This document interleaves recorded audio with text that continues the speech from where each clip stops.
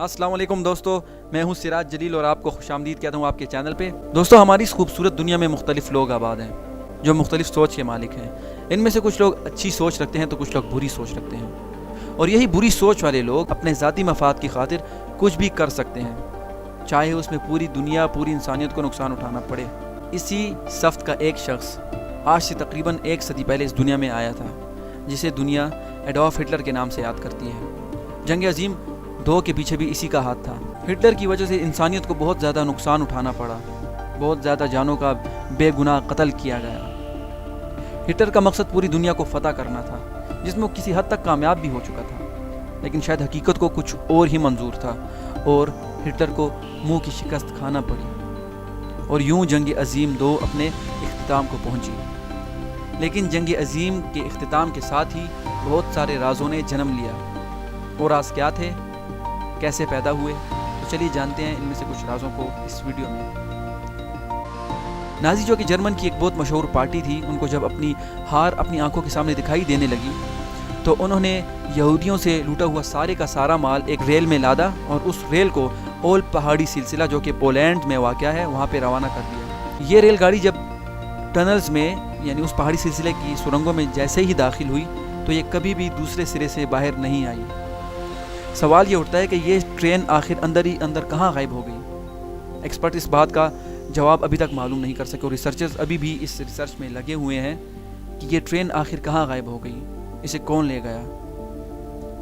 کچھ لوگوں کا یہ ماننا ہے کہ اس ٹائم نازیز نے کچھ سیکرٹ سرنگیں بنائی تھیں اور اس ٹرین کو شاید وہیں پہ بھیجا گیا تھا، اور ان کا راستہ ابھی تک معلوم نہیں کیا گیا۔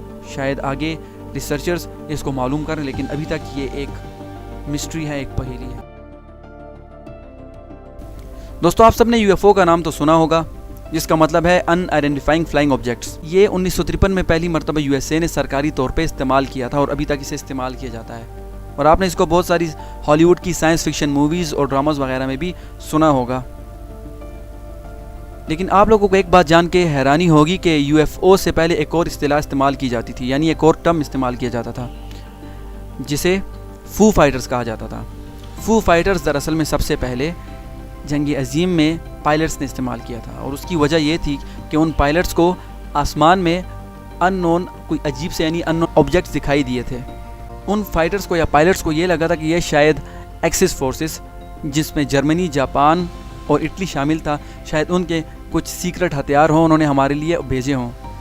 لیکن بعد میں ایک سائنسی کمیٹی جس کا نام روبرٹسن پینل تھا، اس کی تحقیق سے یہ پتہ چلا کہ یہ محض نیچرل فینومینا یعنی قدرتی رجحان کے علاوہ اور کچھ نہیں، اور اس نیچرل فینومینا کو ST ایلمنسفائر کہا جاتا ہے، جس میں چارجڈ پارٹیکل کی وجہ سے ایٹماسفیئر میں ایک روشنی والا پلازما پیدا ہو کے فلائنگ آبجیکٹس کا ایلوژن دیتا ہے۔ تو یہی وجہ تھی کہ فائٹرز کو اس ٹائم شاید یہ لگا تھا کہ کوئی فلائنگ آبجیکٹ ان کی طرف آ رہا ہے، اس کو وہ آئیڈینٹیفائی نہیں کر پائے، اور اس کا نام فو فائٹرز پڑ گیا۔ دوستو، گھوسٹ پلان کے قصے جنگ عظیم 2 میں بہت زیادہ نمایاں تھے اور بہت زیادہ چرچوں میں تھے، لیکن ان میں سب سے زیادہ حیران کر دینے والا قصہ پرل ہاربر گھوسٹ پلان کا تھا۔ یہ دراصل 8 دسمبر 1942 کی بات ہے، یعنی ٹھیک پرل ہاربر حملے کے 1 سال بعد رڈار پہ نامعلوم سگنل دیکھے گئے، یعنی ایک نامعلوم جہاز کو آتے ہوئے دیکھا گیا۔ اس کے لیے مختلف جہازوں کو بھیجا گیا تاکہ پتہ لگایا جا سکے کہ کون سے جہاز آ رہے ہیں۔ تو پتہ چلا کہ وہ کرٹس P-40 وارک چوک جہاز تھا، وہی جہاز جسے US ایک وقت میں اپنے ڈیفنس کے لیے استعمال کرتی تھی، اور ابھی اس کی مینوفیکچرنگ ختم ہو گئی تھی۔ تو اب وہ جہاز یہاں پہ کیسے آیا، کہاں سے اڑا، اور اب تک وہ کیسے موجود تھا؟ پائلٹس نے یہ بھی دیکھا کہ وہ جہاز گولیوں سے چھلنی تھا، اور اس میں ایک پائلٹ بیٹھا تھا جو کہ بہت ہی زیادہ بری حالت میں تھا اور خون سے لت پت تھا، اور وہ ان کی جانب اپنے ہاتھ لہرانے کی کوشش بھی کر رہا تھا، مگر کچھ وقت بعد یہ جہاز زمین پر گر گیا اور کریش ہو گیا۔ جب اس جہاز کا ملبہ دیکھا گیا اور اس کی تلاشی کی گئی تو کسی پائلٹ کا کوئی نام و نشان نہیں ملا۔ بہت زیادہ تحقیق کے بعد بھی کسی پائلٹ کی کوئی نشانی نہیں ملی۔ محض ایک ڈائری ملی جس پہ یہ لکھا تھا کہ یہ جہاز میڈونا جزیرے سے اڑا تھا، جو کہ تقریباً 1300 میل کے فاصلے پہ تھا۔ آخر وہ پائلٹ کون تھا، وہ کیا کہنا چاہ رہا تھا، کہاں سے آیا تھا، اور کیوں اس جانب بڑھ رہا تھا، یہ ابھی تک ایک راز ہے، اور راز بن کے رہے گا شاید۔ دوستو، نازیز اپنی تقریروں میں اپنے ہتھیاروں کا بہت زیادہ ذکر کرتے تھے، جن میں سے سب سے زیادہ نمایاں میریکل ویپنز تھے، یعنی معجزاتی ہتھیار۔ نازیز کا یہ دعویٰ تھا کہ انہوں نے ایسے ہتھیار بنا لیے ہیں جو کہ دنیا میں اور کوئی نہیں بنا سکتا اور نہ ہی کسی کے پاس ہیں۔ ان ہتھیاروں میں سے بہت سے محض خیالی ہتھیار تھے، اور ان کے بارے میں بھی ذکر کرنے کی اصل وجہ یہ تھی کہ وہ دشمنوں کے دلوں میں خوف پیدا کر سکیں۔ انہی ہتھیاروں میں سے ایک ہتھیار ڈائی کلاک تھا، جو کہ گھنٹی کی شکل میں تھا اور 12 فٹ لمبا تھا۔ اس کے ارد گرد 2 سائلنڈر لگے ہوئے تھے جس میں زیرم لیکوڈ بھرا تھا، اور جب بھی اس کو چلایا جاتا تھا تو یہ بلڈ کوگولیشن کر سکتا تھا، یعنی یہ خون کو جما سکتا تھا، یہاں تک کہ پتوں کو بھی ڈیکمپوز کرنے کی صلاحیت اس میں موجود تھی۔ سائنٹسٹ نے جب بھی اس ہتھیار پہ ریسرچ کرنا چاہی تو انہیں موت کا سامنا کرنا پڑا۔ کیا واقعی ایسا ہتھیار نازیز نے بنایا تھا؟ کیا واقعی تاریخ میں ایسا ہتھیار تھا؟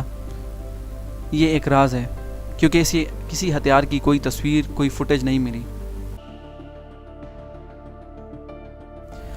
دوستو، ہٹلر ایک وہمی شخص تھا جسے بہت زیادہ وہم تھے۔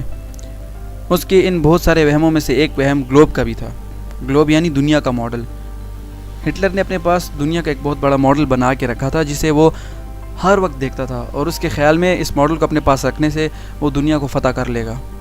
یہ ماڈل ایک بہت بڑے سائز کا تھا اور اسے لکڑی کی بیس پہ رکھا گیا تھا۔ ہٹلر ہمیشہ اس ماڈل کو دیکھتا رہتا اور اپنے ہی دل میں خوش ہوتا رہتا کہ وہ دنیا کو عنقریب فتح کر لے گا۔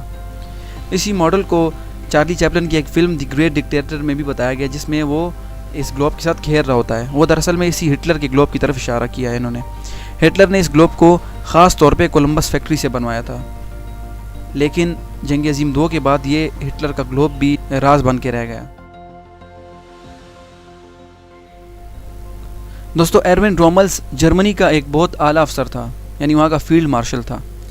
اسے جب 1940 میں جرمنی کی ہار کا خطرہ لاحق ہوا تو اس نے جرمنی کا سارا خزانہ پانی کے اندر ایک قبر بنوا کر دفن کروا دیا، اور اس کے علاوہ اس پر یہ بھی الزام ہے کہ اس نے یہ خزانہ کریٹ میں ڈال کر اور اس میں بارود بھر کے اڑا دیا، تباہ کر دیا، لیکن محض یہ اس پہ ایک الزام تھا۔ اس خزانے میں 4401 پاؤنڈ سلاخیں تھی سونے کی، اس کے علاوہ اس میں چاندی، آرٹس کا ورک اور بہت سارے قیمتی پتھر بھی تھے، اور اس کی مالیت تقریباً 20 ملین برٹش پاؤنڈ بنتی ہے۔ بہرحال اس خزانے کا ٹھکانہ کسی کو معلوم نہیں، لیکن کچھ لوگوں کے مطابق یہ شاید کوریکا کوسٹر کے کوسٹ میں موجود غاروں میں ہو سکتا ہے، لیکن محض یہ بھی ایک تھیوری ہے، اس راز کو ابھی تک نہیں سلجھایا گیا۔ وہ خزانہ کہاں ہے؟ کیا وہ واقعی پانی کے اندر موجود کسی قبر میں ہے، یا پھر اسے اڑا دیا گیا، یا پھر وہ انہی کوریکا کوسٹرز کی غاروں میں موجود ہے؟ یہ ابھی تک ایک سوال ہے دوستو۔ آشویٹز دراصل پولینڈ میں واقع نازیز کا بہت زیادہ بدنام کیمپ ہے۔ یہاں پہ نازیز اپنے ایکسپیریمنٹس کرتے، اپنے سیکرٹس جتنی بھی ان کی باتیں ہوتی یہیں پہ کی جاتی، اور یہاں پہ ان کے بہت سارے سیکرٹ ہتھیار بھی موجود تھے۔ یہاں پہ مختلف لوگوں کو قیدی بھی بنا کے یہ لا کے یہیں پہ رکھا جاتا تھا۔ 2009 میں جب یہاں پہ کھدائی کی گئی تو یہاں پہ ایک ڈائری ملی جس میں 17 برطانوی فوجیوں کے نام موجود تھے۔ یہ فوجی کون تھے، اور سب سے بڑا سوال کہ ان کے نام یہاں پہ کیا کر رہے تھے؟ یہ بھی ایک سوال ہے۔ کیا ان فوجیوں نے نازی میں شمولیت اختیار کر لی تھی، یا پھر انہیں قیدی بنا کے لایا گیا تھا؟ یہ بات اب تک ایک راز ہے، اور اس کو بہت سارے لوگوں نے سلجھانے کی کوشش کی، لیکن انہیں اب تک کوئی ٹھوس جواب نہیں ملا اس کا۔ دوستو، کیا آپ کو معلوم ہے کہ دنیا میں 8 عجوبے ہوا کرتے تھے؟ جی ہاں، بالکل آپ نے ٹھیک سنا۔ جنگ عظیم 2 سے پہلے دنیا میں 8 عجوبے تھے، لیکن اس کے بعد اب یہ 7 ہو کر رہ گئے ہیں۔ 8ویں عجوبے کا نام ایمبر روم تھا، یعنی امبر سے بنا ہوا کمرہ۔ دوستو، امبر ایک ایسا لیکوڈ ہے جو درختوں سے نکلتا ہے اور ہزاروں سال جمنے کے بعد وہ اس قابل ہو جاتا ہے کہ اس سے کوئی چیز بنائی جا سکے۔ امبر کمرے میں بھی، یعنی ایمبر روم میں بھی اسی کا استعمال کیا گیا تھا، اسی سے ایک کمرہ بنایا گیا تھا جس میں تقریباً 6 ٹن امبر کا استعمال کیا تھا، اور اس کی نقاشی کے لیے سونا استعمال کیا گیا تھا۔ یہ کمرہ جرمنی نے بنایا تھا اور اسے رشیا کو تحفے کے طور پہ دیا گیا تھا۔ اس کمرے میں سونے کے علاوہ نایاب قیمتی پینٹنگز، قیمتی پتھر اور بھی ایسی قیمتی اشیاء موجود تھیں۔ یہ رشیا کے سینٹ پیٹر برج شہر میں موجود کیتھرین پیلس میں تھا۔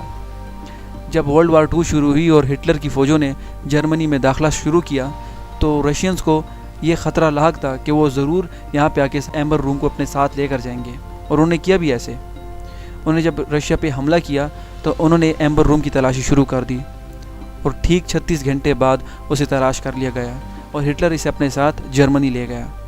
اور جب رشیا نے دوبارہ جرمنی پہ حملہ کیا تو شاید اسی حملے میں، اسی بمباری میں شاید یہ کمرہ بھی تباہ ہو گیا. لیکن کچھ لوگوں کا یہ کہنا ہے کہ جب ہٹلر کی فوجیں جرمنی میں داخل ہوئی تھیں تو رشینز نے اس کمرے کی حفاظت کے لیے اسے محفوظ کر کے پانی میں ڈبو دیا تھا، اور وہ ابھی بھی نامعلوم ہے. اس سے ریلیٹڈ اور بھی کئی زیادہ تھیوریز ہیں، تو کون سی تھیوری سچی ہے یہ تو ہمیں نہیں پتہ، لیکن میں نے آپ کے سامنے اپنی ایک ریسرچ رکھی.